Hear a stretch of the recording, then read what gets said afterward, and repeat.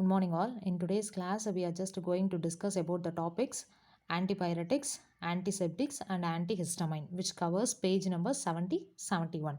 So in the last classes already we have discussed about four different types of drugs and the medicines and how we are using it, and also for what diseases we are using it. And here what today we are going to discuss about these three.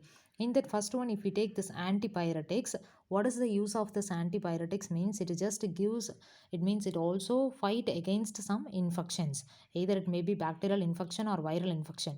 That infections, it will be just what that infection, it can be reduced by using this antipyretics. So if we take here this antipyretics, see the normal body temperature, it is 98.4 to 98.6 degree Fahrenheit. This is our normal body temperature. When it is more than this, we may be occurred by fever or some other diseases.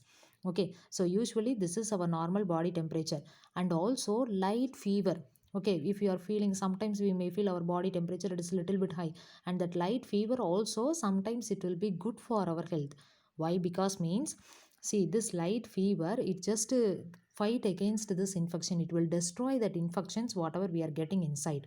Okay, so what is this hypothalamus means? See that antipyretics, when we are just inserting inside our body, what it will do is it will reaches this hypothalamus. It is nothing but it will just maintain our body temperature. Okay, so it will reaches this hypothalamus, and after that according to our body condition, the temperature it will be increased or decreased.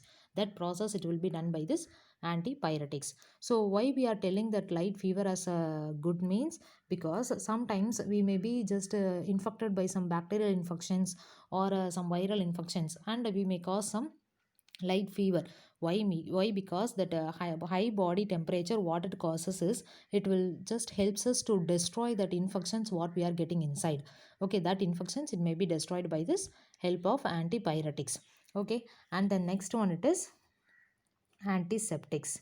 What is this antibiotic? So usually we may know about this term antiseptic, a cream which is just applied for the external use. Okay, external purpose, external wounds, we can just apply this antiseptic cream.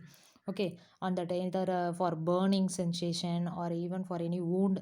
Okay, in such a way we can use this antiseptics on that outside. Even the natural antiseptics, we can tell it as ginger, turmeric, these are all the natural antiseptics. Okay, and then the last one it is antihistamine. So what is the use of this antihistamine? Allergic reactions. Okay, the allergic reactions it will be controlled by this antihistamine. Okay, that is the main use of this antihistamine. Allergic reactions means we all know that some, if we are just taking in any unwanted food materials, even that may also cause some infections, or even infected water, food items, or even due to some climatic changes also, some may have that allergic reactions. So in such a way, whatever that allergic reactions it is there, that antihistamine it is just used to cure that allergic reactions. So what are all the topics today we have discussed is about antipyretics, antiseptics and antihistamine. Antipyretics, it is nothing but, what is that antipyretics? It controls our body temperature, and normal body temperature it should be 98.4 to 98.6 degree Fahrenheit. This is our normal body temperature. Okay, and then what is the use of this hypothalamus? It will be maintaining our body temperature. Either it want to be high or low, it will be maintained properly by this hypothalamus.